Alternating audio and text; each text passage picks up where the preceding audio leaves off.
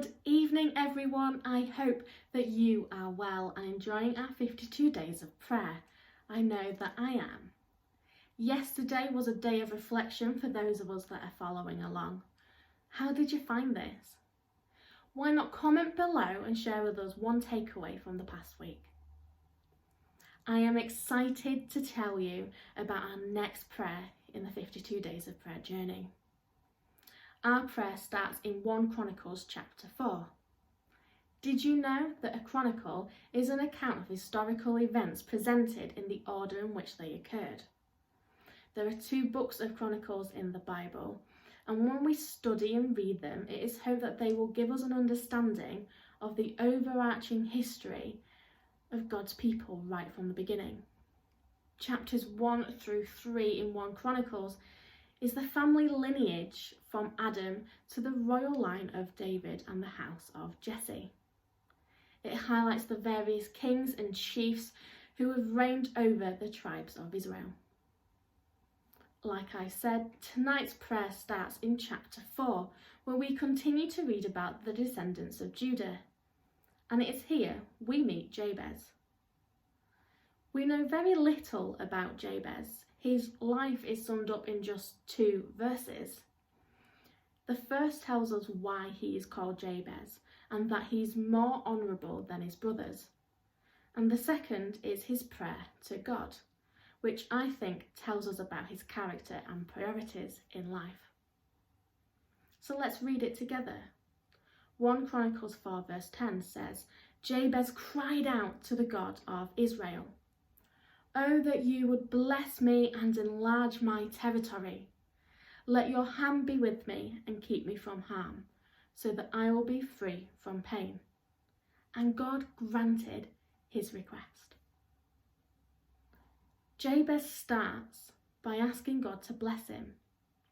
Jabez knows that God's blessing would make him rich, not necessarily as in rich with lots of money or the best crop or animal, or in today's eyes, the latest car or trend, which would be earthly rich, but spiritually and emotionally rich.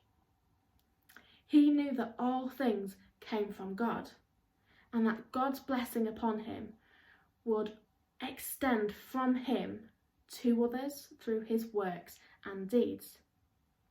Jabez was not asking for anything specific in terms of a blessing, just that he would be blessed.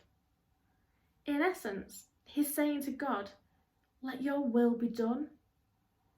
I think this makes Jabez humble, servant-hearted and God-focused. Jabez then asks for his territory to be enlarged.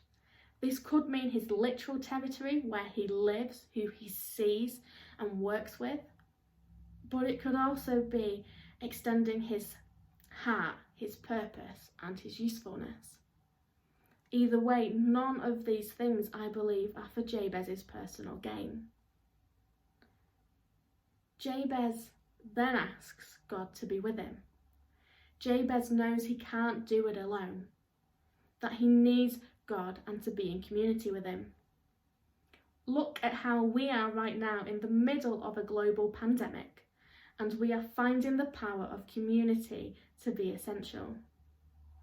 That when we are alone for a substantial period, we can lose connection with others. We find it hard to be without the ones we love, and it can be harder to enjoy things and find pleasure that you would normally when you were doing them with others. Finally, Jabez asks for protection. He knows that the world is full of struggles and trials. He's not naive. He was called Jabez because his mother bore him with sorrow.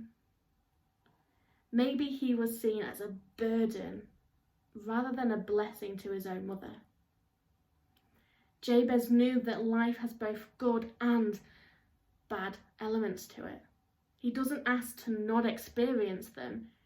He just asks for protection to get through them. Jabez's prayer is short, succinct and to the point. He spoke from his heart, which is all God asks of us. The best part about this prayer is that God granted his request. And he does the same for us today, although they may not be how we expect or imagine them to be. And that's what I like about this prayer. Jabez has no expectation, no specific things he is wanting. He just calls out to God, makes his request, and carries on. How often do you make a request to God and expect the outcome straight away? Instead, why not just pray to God with no expectations, nothing specific, just straight from your heart? Why not take a few moments to do that tonight?